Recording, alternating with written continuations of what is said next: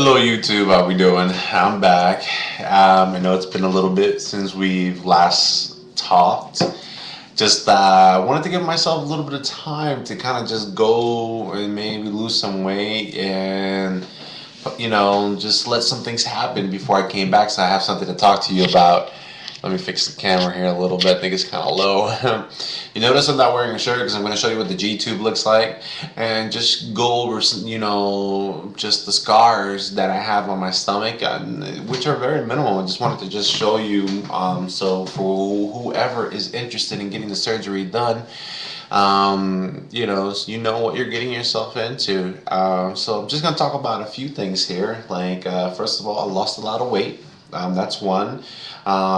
The psychologic kind of issues that you may have when you first start out, and the foods that I've moved on to now, and maybe a couple other things if I remember what, to go over. First of all, the weight thing. The last time you guys saw me was right in the beginning towards my surgery.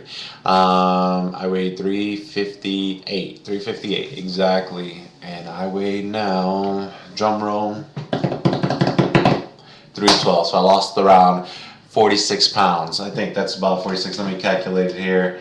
All right, so 358 minus 312, 46 pounds.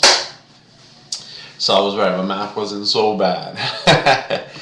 Anyways, yeah, and the month's time that we last talked, or that I did a video, I lost 46 pounds, guys. Yeah, I don't know if you can see it, but I am a little bit more slender. I can fit into my smaller pants.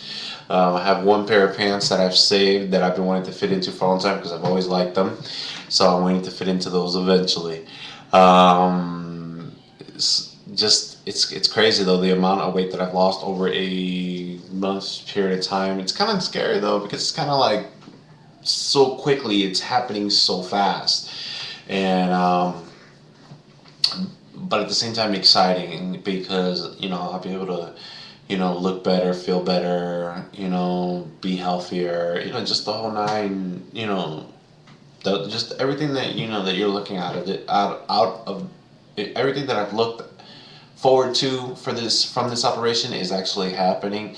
So no complications, no issues, just little inconveniences there and there, but not anything crazy. Just losing the weight little by little, doing a little bit of workout. Right behind me is a elliptical machine, and just got that not too long ago, and just kind of been working out little by little on that. You can't really do full workouts your first month or so, because your body's still healing. You can work out a little bit there and there, and you still got the G-tube in you, so you don't want to irritate that, because that even stings when, even if you're putting on a shirt over it and you press a little bit, or while you're sleeping, it's a really irritating thing. So yeah, I'm just gonna just say that, yeah, the weight loss has been a really positive thing. Now, the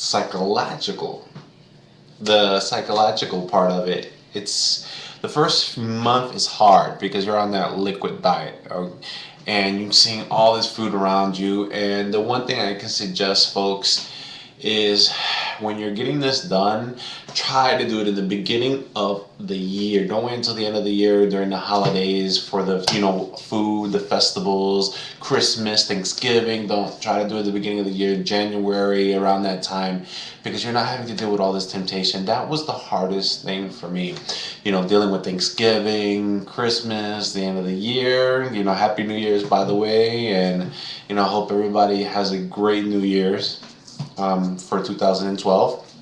But like I was saying, just having to deal with all that was kind of hard, you know what I mean? But at the same time, it was something that I just decided that, what, I'm not going to let nothing stop me. I'm not going to let anything derail me. I'm going to do this, and I'm going to put my best foot forward to do it.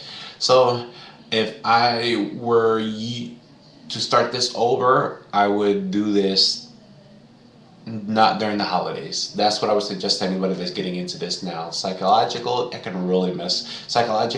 can really mess with your head. And it was hard though. It was very hard watching all this great food and everybody eating around me. And I had to stick to this liquid diet, which was kind of a pain in the butt. But anyways, now I've moved on to my more solid foods. They're, it still has to be mushy. It still has to be, very, light. It's not, can't be heavy foods like mashed potatoes, maybe a little bit of fish, things like that. I still can't eat a lot. I think the most I can eat is 1 cup of food, if that. It's still very hard to finish even that when it comes to more solid foods.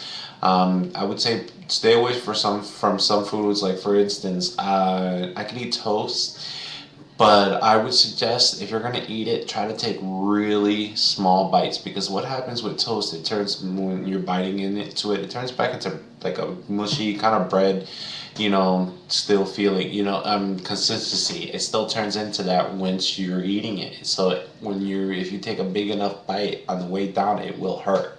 So I'm struggling with some solid foods that I'm supposed to eat when I'm swallowing, because I feel like it's taking its time going down. So I would say, if you're getting into this, guys, definitely eat small bites. It's try to keep your bites very small and chew very well. Just running into these little things, and I've always chewed really well, but I think my bites were still too big, so I'm having to readjust and train myself all over again and just take smaller bites, like really small bites, in order for my body to adjust to the food that I'm taking in. So if I had any suggestion right now, wait until after the holidays, and the beginning of the year would be the best time, or just just wait until the beginning of the year, to get this surgery done, because that'll be the best time. No real temptations. The other thing is, when it comes to food, like more thicker foods like breads and stuff like that, then once you add water to it, they get a little bit thick going on the way down, meaning your saliva.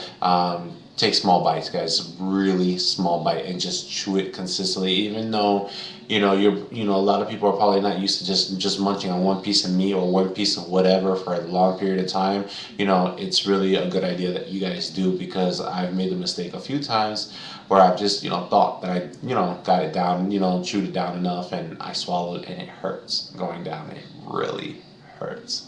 So for any of you guys that are just starting out, that's the best thing I could suggest. And for any of you guys that are going to start, again, wait until the beginning of the year. Now, the next thing I can talk about is the G-tube. The G-tube and the surgical,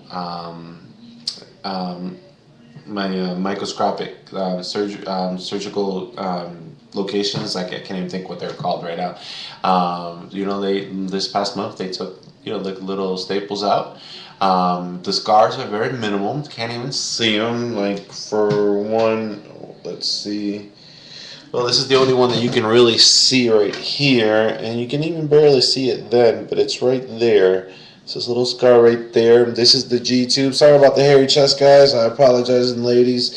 But this is the G-tube right here. The tape is kind of coming off. It's just, I'm just been moving around a lot, having to put other tape on there to get it to work. But this is the G-tube. For you guys and ladies that are thinking about getting this is what it looks like. And then, yeah, it's still attached to my body. It's on there by some I forgot how they put it on there. I haven't really looked at it. But anyway, I mean how they keep it in there. But I think it's like stitches. What they do is they tie it up and they stitch it to your body. So I think that's how it's, they're keeping it in there. But I don't have too many issues. I wouldn't suggest going wrestling with it on your, or anything like that. The only thing about it is it's a pain when you're trying to sleep. It is a big pain.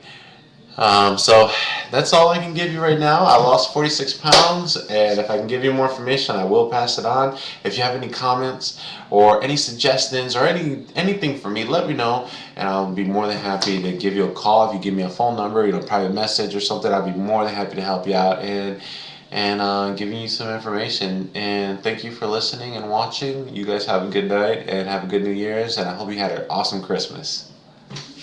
Take care.